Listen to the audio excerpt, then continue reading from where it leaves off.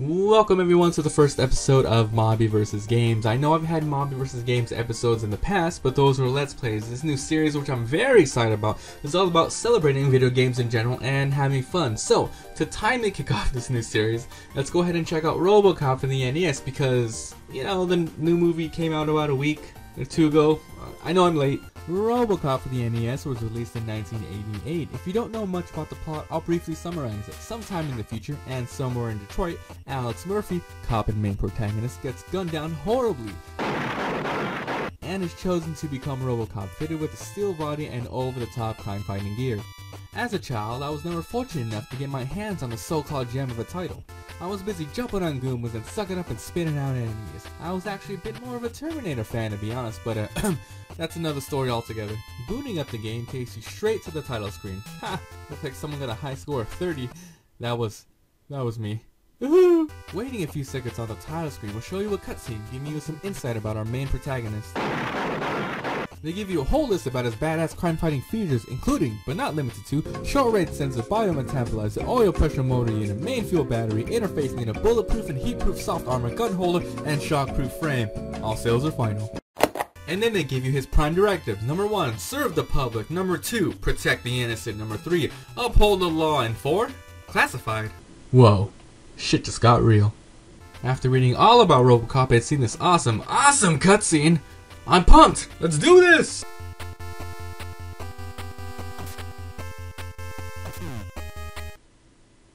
Robocop, everyone.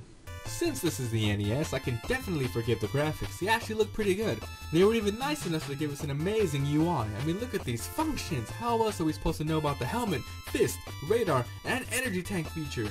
Let's take a quick look at this first stage's enemies. We have Kung Fu guys who can jump way over my head, dig punching little people, crazy motorcyclists, and hungry dogs who have nothing better to do than to attack Robocop apparently. It says here, we have a gun in the weapon slot, but after experimenting with every button combination I can think of, there's only like 2 buttons. I can't seem to get my gun out. Come on, I'm Robocop. Why am I reduced to punching the living crap out of things? After walking for a minute or two, we see our first power-up. I can only assume this giant P-prescribed pill stands for power. Wait a second. How do I pick it up? I'm walking over it, I'm ducking on it, pressing a button. Oh, of course. You have to be pixel perfect when ducking to pick it up. Lovely. Oh, now what? We can't get down these stairs? I'm literally trying all I can here. Maybe we can just walk off to the right? No? What about to the left? There's another pillar. Wait, don't tell me. Yep, just keep trying until you hit down on that perfect pixel. So now that that's out of the way, we can just moonwalk our way out of here. After sending 2 more of these dig punches flying, Robocop finally decides to pull out his gun. What's the point of this? Why couldn't I have it from the beginning? The gun is actually really good. It seems to one-shot all the enemies we've seen so far, and it can shoot in 8 different directions. Ooh, right in his ass. A little further down, I bend over to pick up some pee when all of a sudden... Oh my god, first boss, let's do this!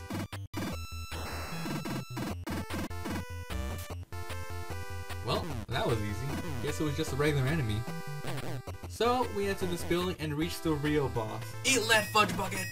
Wow, he's actually blocking everything. Fine, I guess we'll have to settle this with fisticuffs. So you punch him, he punches you, he falls, stage over.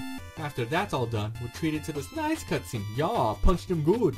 Upon entering the second level, I noticed that my pee didn't get restored. At least they're nice enough to put some on the ground as soon as we start the second stage. Oh god, it's a trap! The pee was a trap!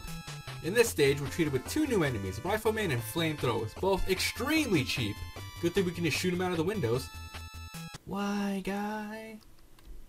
After killing the shield guy, we enter the building and... Wait, what? Why did he put his gun away? It's dangerous here too. I guess Robocop has a thing for not shooting in buildings. So, after wandering around for a while in this maze of relentless enemies, we find our first weapon power-up. It looks like a gun power-up. How ironic though, seeing how we can't actually pull our gun out. Most of these doors contain literally nothing except for the occasional enemy, which was pretty annoying. I find the best strategy for this particular stage is to skip all of them entirely and run our ass to the end of the hall. We moonwalk up these stairs and get killed from a punch of the nether regions. The game over screen pops up and we get this invigorating speech. Robocop is never discouraged. Let's challenge again. Just lovely. Wait, we're at the title screen. No lives? No checkpoints? That's right people, 1 life, 1 chance, or do it all again. We get back to the point where we got our ass handed to us, fight a reskin version of the first boss, and finally reach the climactic finale that is stage 2. Robocop pulls his gun out. I'm ready for a fight when all of a sudden a spiked wall pops up from behind me. I shoot the wall in front of me, nothing. I shoot the spikes behind me, nothing. It's at this point I come to a sudden realization. I'm gonna die. It's at this moment my life flashes right before my robotic eyes. In the arms of the angel, fly away. Shit. After a couple more attempts at figuring out what went wrong, I found out that you indeed have to break down that wall. Oh, but here's how you do it. You have to punch the wall in a very specific way. Get too close and your fist goes straight through the damn thing. You have to be standing at the perfect distance for it to register as a hit. Considering the fact that you're about to get crushed by a wall of spikes by God knows who created this horrendous wheeled contraption of fun, precise punches to the wall are the last things on my mind. Once you Superman your way through the wall, you find yourself dealing with a hostage situation, so you do what any normal person would do. Shoot first and ask questions later. Turns out, this is the worst thing you could have done. You end up shooting the hostage and somehow that relates to your health being depleted, which ultimately leads to your death. After getting back to the boss fight and figuring out his pattern, the hostage escapes and it's now you and the gunman. Don't try shooting him though, he'll jump over you just like Michael Jordan at the end of Space Jam. I believe I can fly. All you literally have to do is punch him and he starts flapping around like a fish. A nice little thank you and the stage is over. You win! The next stage is a factory level, and whoa, what's this? Narcotics trafficking? This is a kid's game, why are we bringing drugs in the mix now? Anyways, this stage is nothing special, just really tedious though. Walking around this place is like a maze, and you never know when it's gonna end, or if you're heading in the right direction. After 10 minutes of walking around, I finally make my way to the end of the stage. What's this? Some kind of gauntlet survival thing? No problem, anything is better than going through that in gear. What? What happened? I had full health and oh. Of course, I ran out of time, and yes, it took me back to the main menu. I am not going through all that again. So, that was Robocop for the NES. In case you were wondering, there were 6 stages total. I just happened to get to the end of the 3rd one before I died and gave up. I don't want to go through all that again. For an NES title, I think it holds up pretty well. Like I said before, I never really got to play this as a child, but looking at it now, I think I might have enjoyed it. As for the old movie, I'd recommend it. It's pretty entertaining, and they even have the dad from That 70s Show as the main villain. As the recording of this and the uploading of this video, I haven't seen the new remake yet. But what I've read from critics and heard from several friends, it's either a mixed bag of extremely good or a total waste of time. Thank you so much for joining me on the first episode of MabiVs. I really want to put out more videos like this, and I'd seriously appreciate any feedback you guys might have for me to improve my videos and just make it more entertaining for you guys.